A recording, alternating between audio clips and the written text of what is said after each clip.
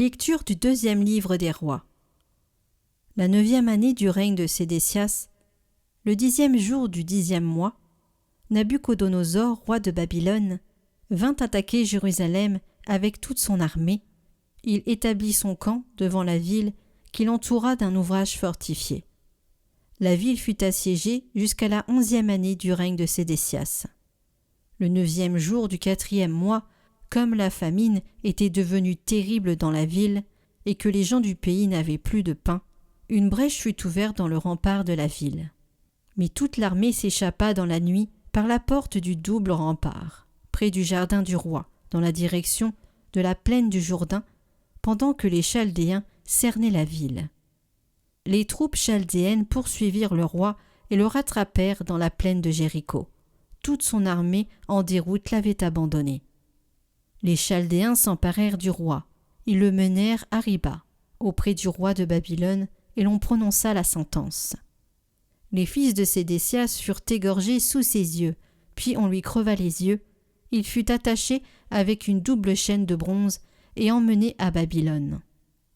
Le 7e jour du 5e mois, la 19e année du règne de Nabuchodonosor, roi de Babylone, Nabuzardan, commandant de la garde au service du roi de Babylone, fit son entrée à Jérusalem. Il incendia la maison du Seigneur et la maison du roi. Il incendia toutes les maisons de Jérusalem, toutes les maisons des notables. Toutes les troupes chaldéennes qui étaient avec lui abattirent les remparts de Jérusalem. Nabuzardan déporta tout le peuple resté dans la ville, les déserteurs qui s'étaient ralliés au roi Babylone. Bref, toute la population. Il laissa seulement une partie du petit peuple de la campagne pour avoir des vignerons et des laboureurs.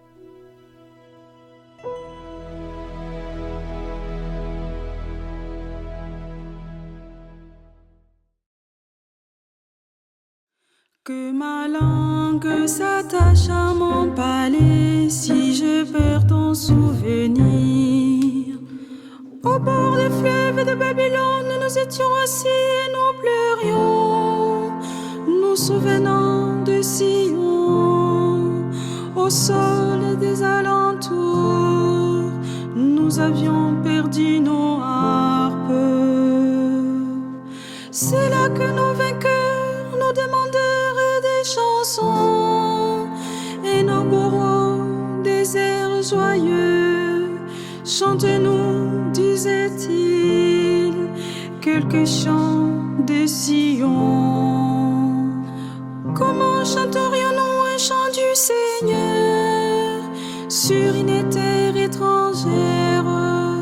Si je t'oublie, Jérusalem, que ma main droite m'oublie.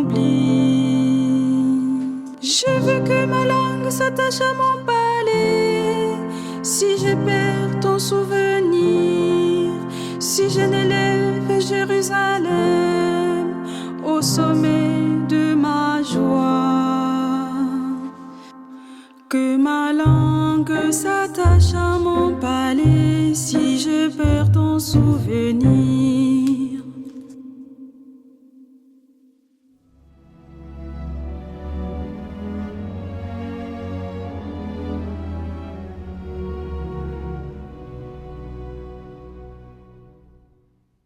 Évangile de Jésus-Christ selon saint Matthieu. Lorsque Jésus descendit de la montagne, des foules nombreuses le suivirent. Et voici qu'un lépreux s'approcha, se prosterna devant lui et dit : « Seigneur, si tu le veux, tu peux me purifier. » Jésus étendit la main, le toucha et lui dit : « Je le veux, sois purifié. » Et aussitôt il fut purifié de sa lèpre. Jésus lui dit : « Attention, ne dis rien à personne, mais va te montrer au prêtre, et donne l'offrande que Moïse a prescrite. Ce sera pour les gens un témoignage. »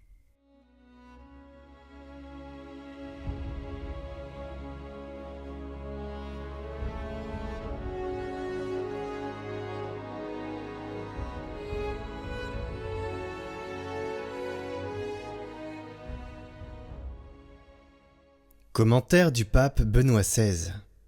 Comme l'agir, la souffrance, sous toutes ses formes, fait aussi partie de l'existence humaine. Elle découle d'une part de notre finitude et de l'autre de la somme des fautes qui, au cours de l'histoire, s'est accumulée et qui encore aujourd'hui grandit sans cesse. Il faut certainement faire tout ce qui est possible pour atténuer la souffrance, empêcher dans la mesure où cela est possible la souffrance des innocents, calmer les douleurs, aider à surmonter les souffrances psychiques.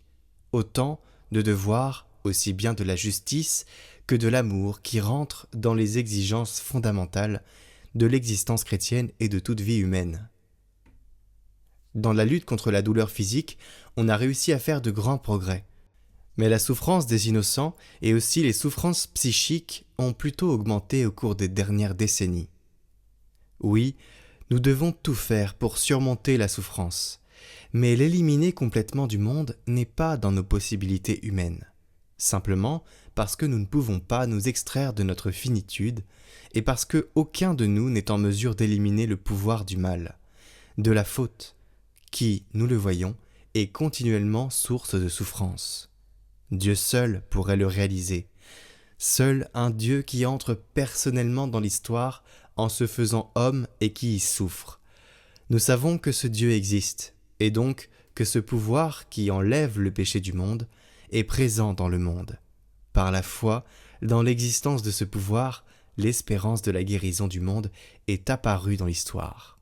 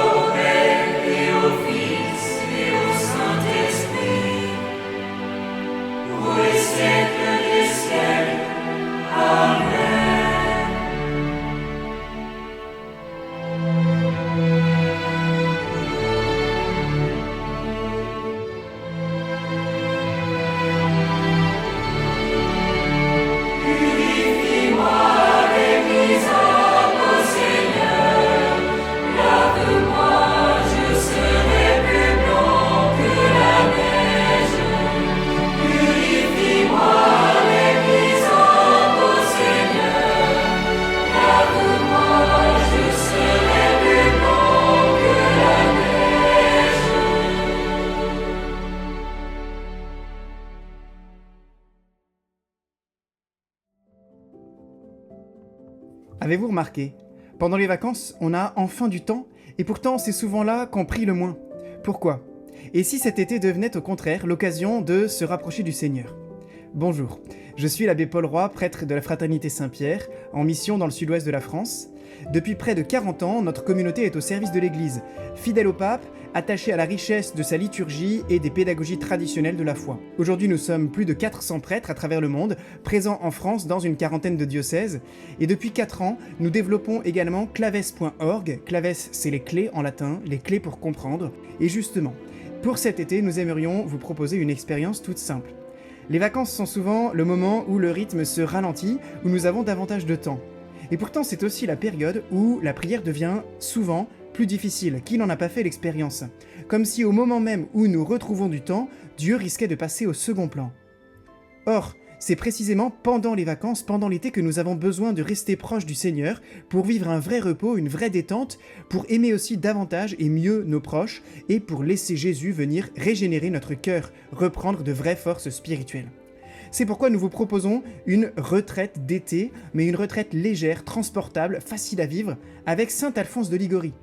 Du 6 juillet au 31 août, vous recevrez chaque jour un très court enseignement de 3 minutes environ, un texte choisi dans l'un des plus beaux ouvrages de ce grand maître de la vie spirituelle, L'Art d'aimer Jésus-Christ, un court extrait accompagné d'un commentaire pour vous aider à le méditer. 3 petites minutes vous suffiront donc pour recevoir, écouter ou lire cette méditation, et ensuite libre à vous de prolonger ce moment par quelques minutes encore, 10 ou 12 si possible, de prière, cela où que vous soyez, en famille, à la montagne, à la mer, au bureau, en voyage. Nous serons heureux de vivre avec vous ce chemin d'été pour apprendre ou réapprendre l'art d'aimer Jésus-Christ que nous vous proposons avec Hosanna et Catoglade. À très bientôt. Cette retraite d'été vous est proposée du lundi 6 juillet au lundi 31 août. Juste après les lectures du jour sur Catoglade, vous pouvez aussi la recevoir gratuitement par mail.